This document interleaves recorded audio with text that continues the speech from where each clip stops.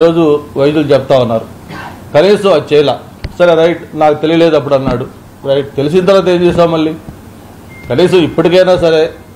ఈ కారణం వల్ల చనిపోయాడు ఏదేమైనా చనిపోవడం చాలా దురదృష్టకరం ఆ కుటుంబానికి అండగా ఉంటానని చెప్పని ఇంత 1 year బ్యాక్ చనిపోయిన వ్యక్తికి హడావుడి చేస్తున్నాడు తన ప్రయాణంలో తన దీంట్లో తన కారు కింద పడ్డాడు అనేది విజువల్స్ క్లియర్గా తెలుస్తుంటే ఏ మాత్రం మానవత్వం ఇది ఉంటే కనీసం వెంటనే అక్కడికి వెళ్ళి ఆ కుటుంబానికి క్షమాపణ చెప్పో లేకపోతే ఆ కుటుంబాన్ని ఆదుకుంటానని భరోసా ఇచ్చో చేస్తుండేవాళ్ళు ఎవరైనా సరే బాధ్యత గల నాయకులు అయితే అదేం చేయకపోగా తిరిగి దాని మీద కూడా ప్రభుత్వం మీద నిందేస్తా ఉన్నాడు నాకు ప్రభుత్వం భద్రత కల్పించలేదు తగిన సెక్యూరిటీ ఇవ్వలేదు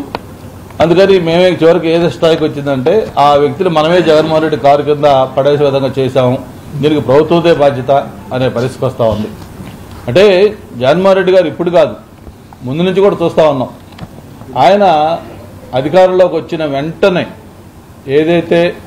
ఒక్క ఛాన్స్ అని చెప్పి ప్రజల్ని ఇచ్చేసి అధికారంలోకి వచ్చాడు వచ్చిన వెంటనే ఆయన బిహేవియర్ ఎలా ఉందో మనం చూసాం ఒక ప్రజా సమస్యలు పరిష్కరించే ప్రజా వేదిక లాంటి ఒక దీన్ని కూల్చివేయడంతో ఆయన పరిపాలన స్టార్ట్ అయింది అంటే ఆయన యాటిట్యూడ్ ఏంటనేది ఆ రోజే మనం చూసాం ఆ రోజు నుంచి కూడా మరి ఎవరైనా సొంత కుటుంబం ఒక పక్క చెల్లి తన కోసం ఆయన జైల్లో ఉన్నప్పుడు ఎన్నో నెలల పాటు పాదయాత్ర చేసి ఆడపిల్ల పార్టీని నిలబెట్టిన వ్యక్తి అటువంటి చెల్లిని ఆస్తి కోసం ఏ విధంగా ఈరోజు ఇబ్బందులు పెడతా ఉన్నాడు ఏ విధంగా మాట్లాడుతున్నాడో చూస్తూ ఉన్నాం అంతేకాదు వాళ్ళ తల్లి జన్మనిచ్చిన తల్లి అంటే మనకి దైవస్వరూపం అటువంటి తల్లి ఆ పార్టీ గౌరవాధ్యక్షురాలుగా ఉండింది ఆమెను కూడా ఎంత ఒక అమానుషంగా ఆ అధ్యక్ష పదవి నుంచి తొలగించడమే కాదు తనకు తాను పార్టీ శాశ్వత జీవితకాలపు ప్రెసిడెంట్గా డిక్లేర్ చేసుకొని అది కూడా మళ్ళీ చివరికి కోర్టులు ముట్టికాయలు వేస్తే దాన్ని చేసి చివరికి ఆమె మీద కూడా ఈరోజు ఆస్తుల కోసం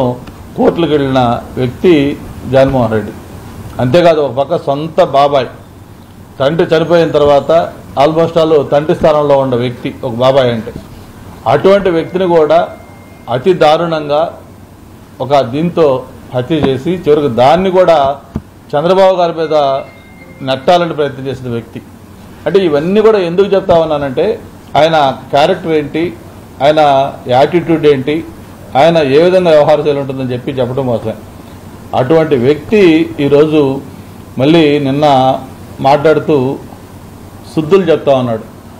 నేను ఎప్పుడన్నా అధికారంలో ఉండగా చంద్రబాబు నాయుడు కానీ లేకపోతే ప్రతిపక్ష పార్టీలో ఉన్న నాయకులను కానీ పర్యటనలకు అడ్డుకున్నానా వాళ్ళకి ఏమైనా ఇబ్బందులు పెట్టానా అని చెప్పి చాలా అమాయకంగా అడుగుతా ఉన్నాడు ఒకటే జగన్మోహన్ రెడ్డి ఏది కూడా ప్రజలు మర్చిపోతారు అనుకుంటే అది నీ అవివేకం ఒక్కసారి ఫ్లాష్ బ్యాక్ గుర్తెచ్చుకోండి చంద్రబాబు నాయుడు గారు లాంటి ఒక సీనియర్ నాయకుడు 3 సార్లు ముఖ్యమంత్రి చేసిన వ్యక్తి రాజకీయాల్లో వాళ్ళ నాన్నగారికే సమకాలికులుగా ఉండే వ్యక్తి ఒక విలువలు నెలకొల్పిన వ్యక్తి అటువంటి ఒక జెంటిల్మెన్ పాలిటిక్స్లో అటువంటి ఆయనకే పర్యటనకు బయలుదేరుతున్నాయంటే ఇంటికి వచ్చి ఇంటి గేటుకి తాళ్లు కట్టి తాళాలు వేసి పోలీసులు పెట్టి ఆయన ఇంట్లో నుంచి బయటకు రాకుండా ఆపిన వ్యక్తి ఈ జగన్మోహన్ రెడ్డి ఆ విషయాన్ని మర్చిపోయాడు అంతెందుకు విశాఖపట్నం వస్తే ఆయన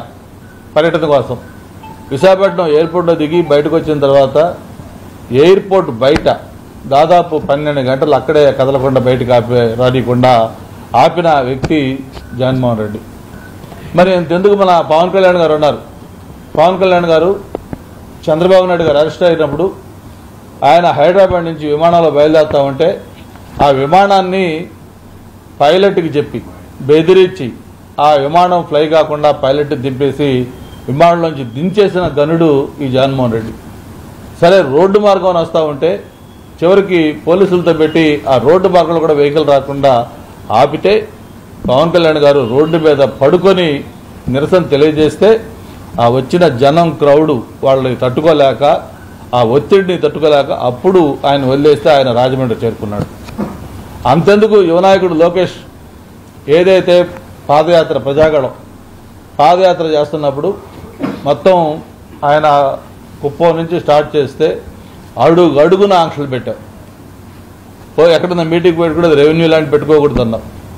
ఇంకేదనంటే పోలీసులతో మైకులు తీసేసేవాడు, చివరికి డయాసు పడగొట్టేసేవాడు. చివరికి ఆయన జనంలో క్రౌడ్లో ఒక స్టూల్ ఎక్కి మామూలుగా స్టూల్ మీద మాట్లాడుతూ ఉంటే దాన్ని కూడా స్టూల్ని లాగేసి ఆయన మాట్లాడకుండా చేశాం. మరి ఇన్ని చేసిన వ్యక్తివి నువ్వు ఈరోజు మళ్ళీ మేమన్నా నీకు పర్యటనలకి అడ్డు పెట్టామా, మీకేమైనా ఆంక్షలు దించామా, మమ్మల్ని ఎందుకు ఇది చేస్తున్నారని చెప్పని నీతులు చెప్పడం అంటే దెయ్యాలు వేదాలు వచ్చినట్టు. అందుకే నేను ఒకటే కోరుతా ఉన్నాను, నీకు 151 సీట్ల నుంచి 11 సీట్లకి ఎందుకు పడిపోయావు అనేది ఒక్కసారి నువ్వు ఆలోచించుకోవాల్సిన అవసరం ఉంది. ప్రజలు నీకు నమ్మి నువ్వేదో చేస్తావని ఒక్క అవకాశం